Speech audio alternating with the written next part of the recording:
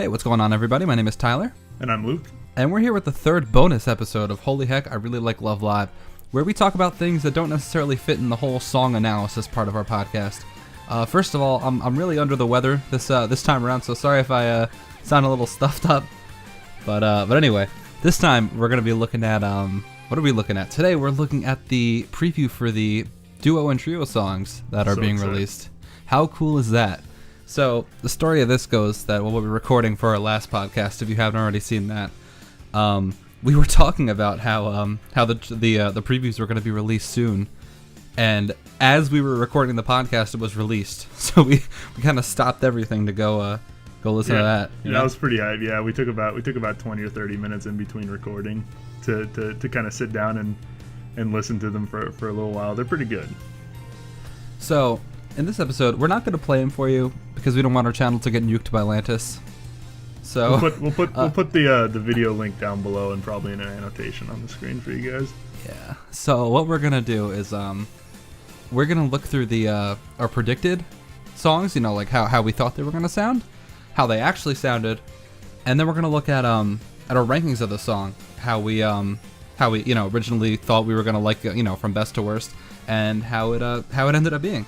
So let's you want to start with the rankings actually? Yeah, rankings for predictions. Yeah. Let's start out with mine. So I was really excited when these got announced, and especially in the groups that they got announced in. So my first I was most excited for was the trio of Mari, Riko, and Hanamaru. I was really excited for that group. Second most excited one was Chika Kanan. Third one I was most excited for was Yo Yoshiko, and the fourth most I was excited for was Ruby Daya. I was excited for all of them, but just a few, a little bit more than the other ones. Okay. For me personally, I gave my number one spot to Yo Yoshiko here. I'm a big Ruby fan, but I feel like Yo Yoshiko would just absolutely knock it out of the park for me. Second would be Ruby Daya, pretty much just because I got more solo Ruby and that's all I need in my life. Third one, Riko Mari Hanamaru. I'm sure this would have been great no matter what. And then Kanan Chika. I wasn't exactly too sure of what I was expecting from this one, but we got something pretty neat.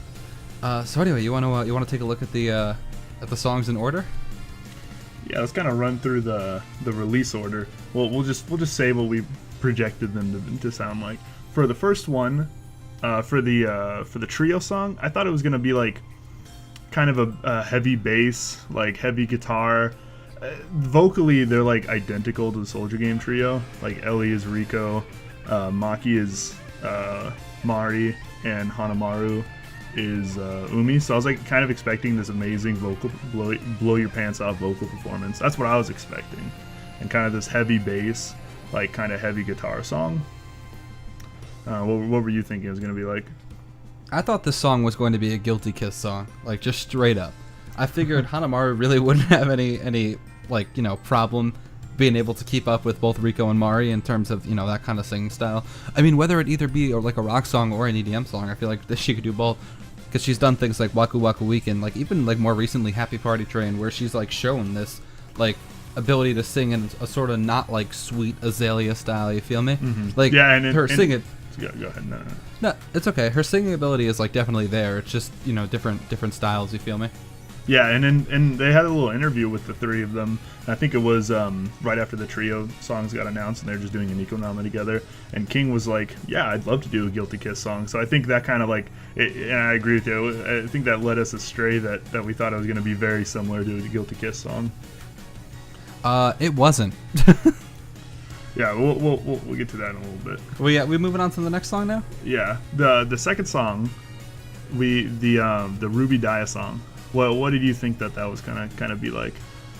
I thought this was going to be Date Date 2, which is the one Umi song that has sort of traditional strong and powerful kind of Eastern sounding music. You feel me? Yeah. I thought that this was going to be that song. I feel like they had they were in their element for this one. I feel like Daya could really pull it off. I feel like Ruby could add a little kind of cute twist onto it. I don't know. I was just as soon as I saw this group, I was like, all right, we're getting some kind of traditional thing going on here. I mean, everything from just like their family's like lore, for lack of a better word, everything pointed to kind of like a classic, like, you know, traditional song here. What about you?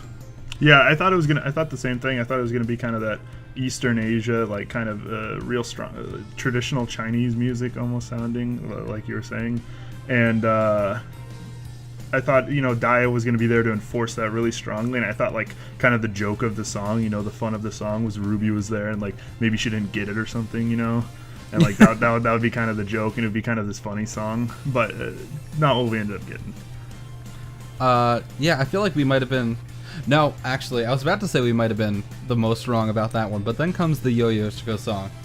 And, I feel like we were pretty wrong about this one. We couldn't have been more wrong about this one. Yeah, we both thought it was going to be kind of like, you know, the Prontom's cool songs like No X Orion, like Love Marginal. Kind of this slow, like, almost somber sounding song that was going to be like, it would exist to help show off their vocal abilities. Yeah, this song was just like the poster child for, hey, you want to hear how good Yo and Yoshiko sound? Well, yeah. Here you go. Thought they're gonna like what you link to your friends. Move all over the scale and be like fighting with each other for who sounds better. But I thought for sure that this was going to be like a dropped vocal range thing. Like we would see a lot more alto in here. A little bit different. And then, but then we got a little. And then we got the last duo, the Kanan Chika duo. What did you think this was gonna be like? Well, I couldn't have told you like what I thought this was gonna sound. I kind of figured that this was gonna be like kind of like a Genki Girl like beach song. You feel me? Like we got Chika, who's like the poster child for stuff like that. We got Kanan, who's like, you know, the big like ocean like sea motif. So I thought if there was ever going to be a song, spoiler alert, if there was ever going to be any song that sounds like the Yo Yoshiko song, it would be this one. You feel me? Yeah, I thought it was just gonna be Mermaid Festa Volume 2. The Fiesta? No, yeah. Fiesta. No, Mermaid Festa Volume 2, the Rin Hanukkah song, just like hyper energetic, they're just screaming stuff and they're just having a blast, they're going bananas. I don't think that's really what we got. So why don't we work from the ground up here? You want to start with what we got with this song? Yeah, with this one we got kind of that it was kind of we got the Yo Yoshiko song. Yeah, we got we got what we expected to be the Yo Yoshiko song. It's like super bass heavy. It's kind of like slower. It's got a super controlled vocal performance from both of them. I thought they were gonna be like going crazy during this song, but it ended up being like pretty, you know, I don't want to say dumbed down, but like pretty calm, you know. Yeah, I wrote down actually about like how this definitely has like a lighter EDM feel, and it's not something you'd hear from like BB, you know, or even like Guilty Kiss too much. But it's funny because I think this is the most Guilty Kiss sounding song out of all four of them that were released, and this is one of the two groups that doesn't at all have any Guilty Kiss members in it, which I think is the funniest.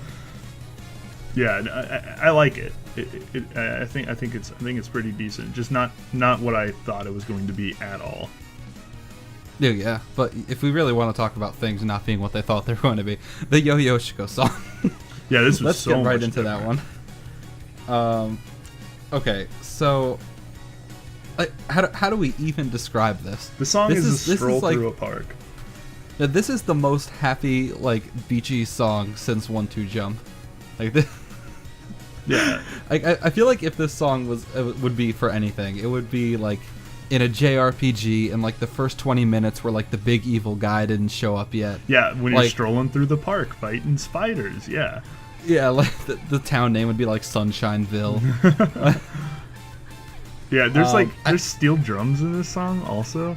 Like not what I was expecting at all from the Yo Yoshiko song. I thought it was gonna be like somber and kind of like I don't want to say depressing, but like slow and powerful. But yeah, this song just is heavier. Just like, this song is just so light and fluffy. Like there's steel drums in this song. Like, okay, they really landed like kind of this beachy feel for the whole like album. Like that's the idea, summer vacation. Oh yeah, and I think they landed it. Yeah, this is the most like it.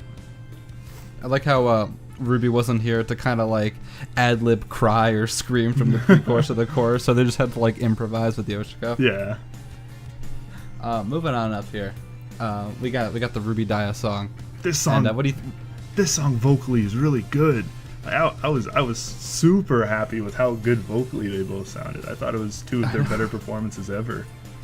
This is gonna be another song that I can link to people when they say Ruby's voice is bad. I'll be like, have you listened to this song? Yeah, like it's got this Spanish guitar thing going out through the whole thing. It's also we got kind of early like Muse. It's early Muse. yeah, it's just early Muse. It's also kind of got that cool like Prom-Toms feel to it, you know, that is slower, not quite as somber, but yeah. When you said slower, like I didn't expect this song to be a fast song, definitely, but it's definitely a lot more upbeat than I was like initially expecting. You feel? Yeah, it's not as slow as those Prom-Tom songs, but like it is far more upbeat than I thought it was gonna be. But I think the song, the most important thing to take away, I think the song is like fantastic vocally. They both sound awesome. Yeah, like nothing. There's not really a bad thing here. Not with like the whole upbeat thing. I think they both sound great, and I'm really happy with the song. I would have liked it either way. Like if this song wasn't gonna be the traditional song that it wasn't, like I wouldn't have minded as long as the song sounds good. You feel? But how about Natsuya Tobida never ending version? This song is never gonna end. I hope it never ends because it's fantastic. This is your favorite, isn't it? Yeah, when we were listening to it together, I was like, man, this song is a gift. Because it's just so fun. This song is an anime opening. This song is, come on, it's not really an anime opening, but it's a blast. Like the instrumental is just like, it's so fun. This song is so catchy. I'm gonna be rocking out to this in my car in a month. Like hands down, when these come out, this is gonna be the one I rock out to the most. Yeah, this is a Sharon song, and I'm me, so I'm a big fan. Yeah, it's a high energy Sharon song. Yeah. We even got the ahs and the yays. Oh like, yeah, in the song. Good, yeah. And more steel drums. So the song's fantastic. We're on the beach, guys. We're on the beach. Look how on the beach we are. Get the steel drums. I saw these in Jamaica once. Get them. So how about some like projected lists here, like what we thought was gonna be our best to worst. You mind if I go first? Yeah, go ahead. So we already said this, but I thought that the Yo-Yo Shiko one would have just been like an absolute number one, like by a mile. Then Ruby Daya, then the trio, and then Kanan, Chika. And then yours, you said that you thought the trio was going to be the best right off the bat? Yeah, I thought the trio was going to be the best, and then Chika Kanan, and then Yo-Yo Shiko and Ruby Daya. And that's pretty different than what it ended up being for me. Yeah, same here. Do you want to go first? Yeah, sure. My favorite ended up being Natsuya no Tobira. That was the trio one. That did end up being my favorite. I think the song's great. My second favorite, it's pretty funny. My list just goes in album order of the 4 songs, so coincidence. Oh yeah. But Manatsu wa Dare is my second favorite. That's the Ruby Daya one. I didn't have like super high hopes for the song. I thought it was gonna be good, but it ended up being just fantastic. And I don't really care what the song sounds like instrumentally. I'm just how good they sound vocally is what I'm taking away from this one. Jamoto I thought this song was gonna be totally different than it is. This is the one that like we predicted the most wrong. The Yo-Yo Shiko one, very most wrong. And I still like it. I just don't know if I love it as much as I wanted it to be. And obviously, when you get something so wrong in prediction, then it's kind of like, it kind of sucks, you know. You're like, it's not what I wanted it to be, you know. But I think it's still really good. And then my least favorite ended up being Natsuno Awari, which was the Chika Kanan song. I thought it was going to be really good. Thought it was going to be Mermaid Fiesta Volume 2, which is like... Fiesta! Oh, no, I said it. No! There it is! No! The memes! Mermaid Festa Volume 2, which is one of my favorite songs. It's like, it barely misses my top 10. And it just like with the Jamoto Ai, it's different than I wanted it to be. So that's pretty disappointing. I still like it a lot. I'm going to listen to it a lot. It's just... not what I wanted it to be. Still love it though. What about you? For me, I've been like doing like all these cop-out ties recently, but I think this is entirely dependent on the full versions, whether or not the trio song or the Yo-Yo Shiko song kind of like edges out for my number one. I like the Yo-Yo Shiko song. I think it's fun. Like, yeah, I think it's good. I think it's so, like, I was just so surprised with it. Like I wasn't. If I had to pick like 5 styles Like, if I had, like, the styles in front of me and I had to rearrange them in the order that I thought the song was going to be, this Happy Genki Beach style would have been squarely in number 5, and nothing could have changed my mind. Like, I was so shocked when I heard this song. Like, we heard the instrumental, and I'm not, like, too good with reading Japanese, but I saw the kanji for Ko at the end of Yoshiko's name. I was like, Yoshiko, this can't be right. And then, like, they started singing. I was like, this is their song. Yeah, when we heard the instrumental, like, start up, I was like, oh, this is the Chika Kanon song. Cool. And then, like, it definitely wasn't the Chika Kanon song when they started singing. And then the trio version. I just like it a whole lot. I think it's a really great composed song so far. And the full versions will... I mean, there could be just, like, a block in the middle of, like, the trio song that I can't stand for all we know. I mean, that's always the case with previews. But anyway, the Ruby Dia song is kind of hanging out at number 3. I like it a whole lot. Like, I'm a big fan of Ruby, and she's recently, especially recently with, like, Landing Action, yeah, and songs like this, like, she's proven time and time again how she's just so more than able to keep up with everybody else. And, you know, Dia sounds great too. You know, like, we're not the biggest, like, Dia fans. Like, she's towards the bottom of a lot of our lists, but I think she sounds really fantastic in the song. And the style is just not something I'm, like, super into. But I definitely will be able to appreciate this song. I like the song a lot. Again, the full version will change everything, so who knows?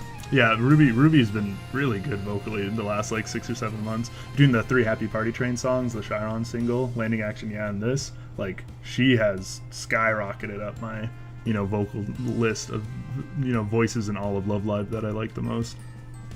And then sitting in last is the Chika Kanon song. Like I said, I didn't really know what I'd, like, really expect from this song. Again, the Genki Beach sound that we ended up getting with the Yoshiko song, but I don't know. It's EDM, and a lot of you know how I feel about EDM. Like, it's just kind of, like, sort of not my thing. Like, definitely a good song. Just I don't know. I like the other ones more. Not to say I don't like this song. You know, just kind of I like the other ones more. And if we're on, like, predictions and disappointments and stuff, can I, like, say how disappointed I am? It doesn't look like there's going to be solo songs. I was so, like, it was ingrained in my brain. I was like, there's going to be solo songs. It's going to be awesome. Because there was, you know, solo songs for the trio duo songs that Muse put out. I don't know if, like, as they got spoiled, if solo songs were announced or if the solo songs just happened to be on the albums when they got released. But I have this feeling that they're not going to squeeze, 13 songs on the one CD and sell it for normal price. So pretty disappointed that we're not getting solo songs yet. I know we just got Landing Action, yeah, solo, but I wanted individual solo songs for the girls. Oh yeah, I think that'd be great. I think that I'm just imagining, like, if we were so wrong about this, just imagine, like, how wrong we're gonna be at everything else. Like, Ruby gets, like, a screamo, like, metal song, and, like, as her solo, that would be so sick. Yeah. I would. Dia just thinks about, like, how, like, life is great and how happy she is. But yeah, I'm a little disappointed too, but not we're gonna get them eventually. Yeah, we'll get something eventually. So overall, pretty happy with how these sound. Can't wait for the full version. We're gonna be hanging out when the full versions come out, so we're gonna rock out to those and annoy the hell out of your girlfriend. Oh yeah, I can't wait. I'm excited. She's gonna be so love lived out by the end of the week. By the end on of the same 4 songs over and over again. Yeah.